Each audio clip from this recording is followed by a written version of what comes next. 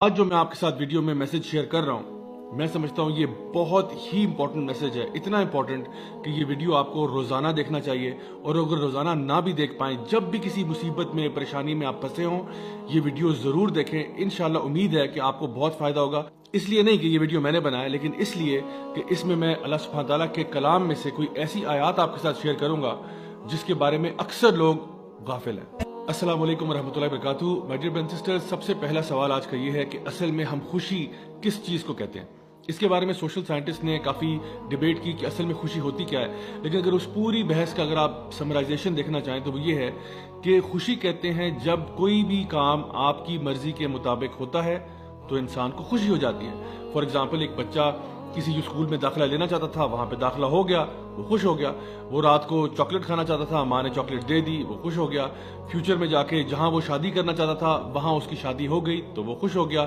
جس جگہ پر نوکری کرنا چاہتا تھا وہاں نوکری مل گئی تو وہ خوش ہو گیا۔ یعنی کہ جب چیزیں ہماری مرضی کے مطابق ہوتی ہیں تو ہمیں خوشی مل جاتی ہے، اور جب ہماری مرضی کے مطابق چیزیں نہیں ہوتی تو ہم اداس ہو جاتے ہیں۔ اب سوال یہ ہے کہ کیا ایسا ہوگا کہ آپ کی زندگی میں سارے کام جو ہوں گے وہ آپ کی مرضی کے مطابق ہوں گے؟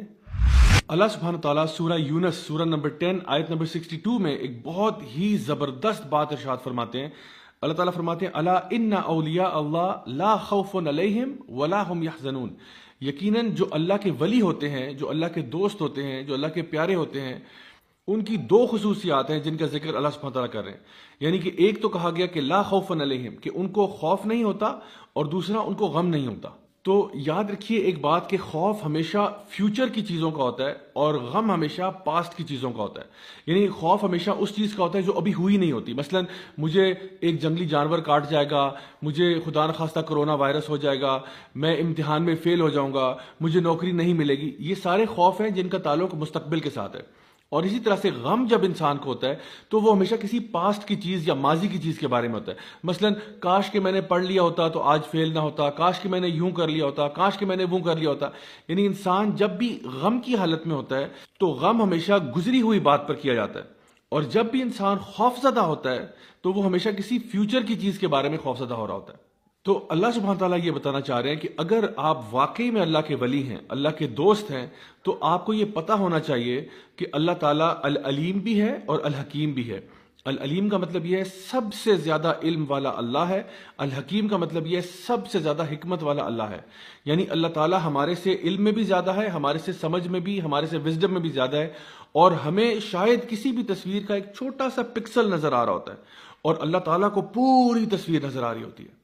ہم اپنی لمیٹڈ سوچ کے اندر اکثر اوقات مسئلوں کو سمجھ نہیں پاتے، جیسا کہ سورہ البقرہ کے اندر بھی سورہ نمبر 2 آیت نمبر 216 میں اللہ سبحانہ تعالیٰ ارشاد فرماتے ہیں کہ شاید ہو سکتا ہے کہ تم کسی چیز سے محبت کرتے ہو، تم کسی چیز کو اپنے لیے اچھا سمجھتے ہو، لیکن وہ تمہارے لیے اچھی نہیں ہے، اور ہو سکتا ہے کہ تم جس چیز کو برا سمجھتے ہو اصل میں وہ تمہارے لیے بری نہ ہو۔ اللہ جانتا ہے اور تم نہیں جانتے۔ تو جس دن انسان یہ فیصلہ کر لیتا ہے کہ اللہ مجھ سے زیادہ جانتا ہے، اللہ مجھ سے بہتر جانتا ہے، اللہ کی حکمت میرے سے بہت زیادہ ہے، تو وہ آٹومیٹکلی اپنی مرضی کی بات نہیں کرتا، وہ اللہ کی مرضی کی بات کرتا ہے۔ اسی لیے صحابہ کرام رضی اللہ عنہم اجمعین یہ کہا کرتے تھے کہ جب ہم لوگ دعا مانگتے ہیں اور ہماری دعا قبول ہو جاتی ہے تو ہمیں بڑی خوشی ہوتی ہے، اور جب ہماری دعا قبول نہیں ہوتی تو ہمیں اور بھی زیادہ خوشی ہوتی ہے کہ پہلے تو جو مرضی تھی وہ ہماری تھی، لیکن اب جو ہوگا وہ اللہ کی مرضی کے مطابق ہوگا، اور یقیناً اللہ کی مرضی ہماری مرضی سے بہتر ہے۔ اللہ آپ کو آپ کی ماں سے بھی زیادہ چاہتا ہے، تو ایسا کیسے ہو سکتا ہے کہ اللہ آپ کے ساتھ کوئی ایسا معاملہ کرے جو آپ کے لیے برا ہے؟ میں آپ کو اپنی لائف سے کچھ ایگزامپلس بتاتا ہوں کہ جب میں نے کالج یونیورسٹی کی طرف جانا شروع کیا تو میں نے کچھ یونیورسٹیز کے لیے اپلائی کیا جہاں پہ میرا بہت دل تھا، اور میں نے بڑی محنت بھی کی، میں نے دعائیں بھی بہت مانگی، لیکن میرا داخلہ نہیں ہوا۔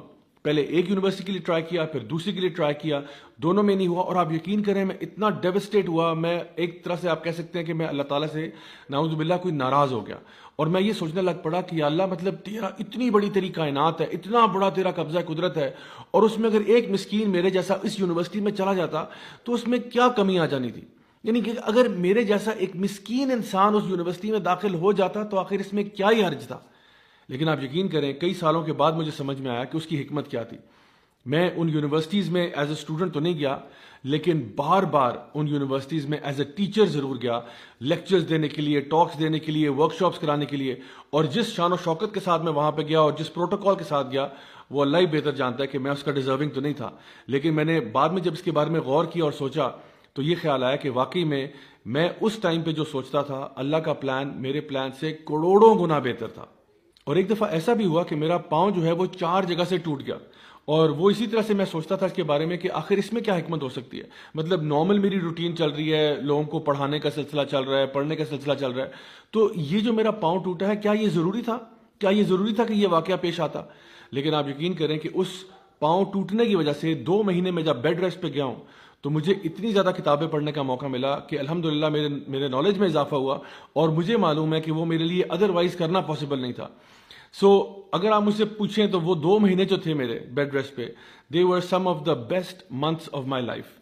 اسی طرح سے ہماری زندگی میں ایسے بہت سارے واقعات آتے ہیں کہ ہم لوگوں نے CSS کا امتحان دیا, نہیں ہو سکا, کہیں پہ شادی کرنا چاہ رہے تھے, نہیں ہو سک رہی وہاں پہ, کہیں اور ہم نے بزنس میں انویسٹ کیا, بات نہیں بنی, تو ہم پریشان ہو کے بیٹھ جاتے ہیں کہ پتہ نہیں ایسا آخر کیوں ہے. کبھی کبھار اولاد کے معاملے میں ہم یہ سوچتے ہیں کہ ہائے میں تو بیٹے چاہتا تھا, اللہ مجھے بیٹیاں کیوں دے رہا ہے, یا میں اولاد چاہتا تھا مجھے اولاد کیوں نہیں مل رہی. آپ یقین کریں گے میں کچھ ایسے لوگوں کو بھی جانتا ہوں جن کی شادی کے 18 سال کے بعد, 20 سال کے بعد اللہ تعالیٰ نے ان کو اولاد دی ہے. کچھ ایسے لوگ بھی ہیں جنہوں نے بہت چھوٹے بزنس سے آغاز کیا اور 10, 15, 20 سال کے بعد اللہ تعالیٰ نے ان کو کروڑ پتی بنا دیا. My dear brothers and sisters, اللہ تعالیٰ آپ کے ٹائم ٹیبل کے مطابق نہیں چلتا, ہم اللہ تعالیٰ کے بتائے ہوئے ٹائم ٹیبل کے مطابق چلتے ہیں. آپ اپنے طور پہ پوری کوشش کریں, پوری کوشش